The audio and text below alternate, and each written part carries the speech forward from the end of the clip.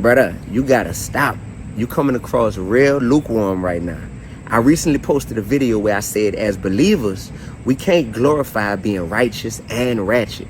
Then you wanted to insert yourself into the conversation. So you came behind me and posted a video saying that we need to keep some aspects of ratchetness and we need to do away with other aspects. Listen, bro, I know you. So I know you have a desire to fit in with the culture.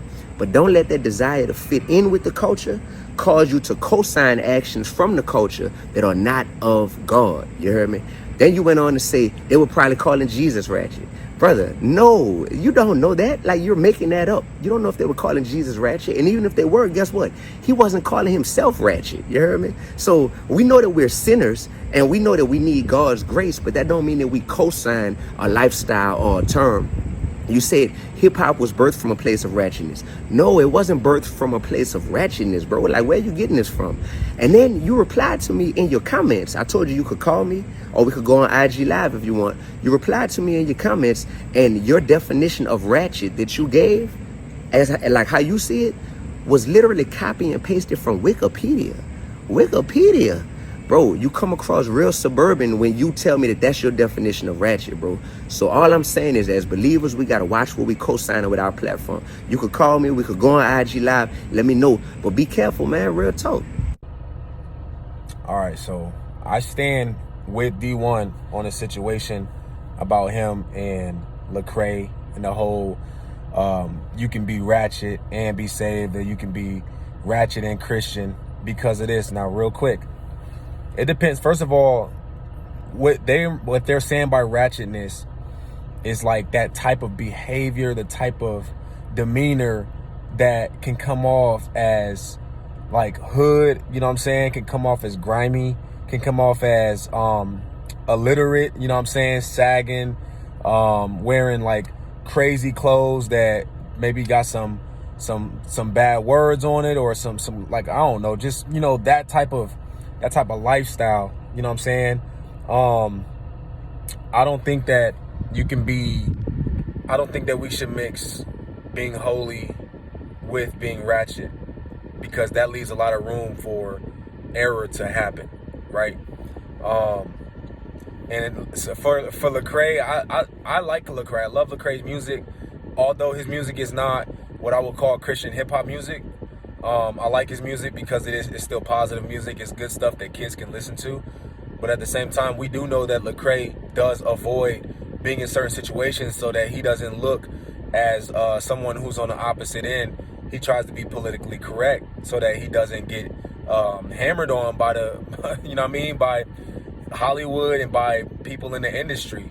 And they've asked him questions. I seen one when he went on, like, I think a news channel or something like that. He had an interview or something, and they were asking him questions, and he was dancing around the questions. It's just facts. Not trying to bash on Lecrae or anything like that. But so he's known for being politically correct, and he's known for not going completely against the Satan's work in the agenda of the world. You know what I'm saying? Even when he said that Christian hip hop was trash, right? And he was bashing on all the Christian hip hop rappers that was like really giving the word in their songs. He was saying it's boring, it's trash, you know what I'm saying? Pretty much. And then people combated him about that. Was like, look, man, you can't call our work trash just because we're not going to compromise for the sake of getting sales and doing shows. They don't want to compromise, but he will compromise. His music was played in the club. I don't know anybody else's music that was able to be played in the club and be a Christian. But if your song is able to be played in the club, it must not have a lot of Jesus in it, right? So I stand with Dee-1 in saying that, like, we have to try to let go of the ghetto-ness, the roughneckness, the hoodness. We got to let go of that in place of loving and caring and showing people who God is and not just where we come from. It's okay to be within the culture, as in like how you dress, as far as wearing urban clothes, you know what I'm saying? Like wearing a black tee, necklace, Jordans on, ain't nothing wrong with that. But if you coming out and you sagging and you got a bandana wrapped around your head, and you know what I'm saying, you got a certain walk to you, how you gonna go to God, or not God, how you gonna go to God, like the people, and give them God when you're looking like this? They're not even gonna want to speak to you, certain people.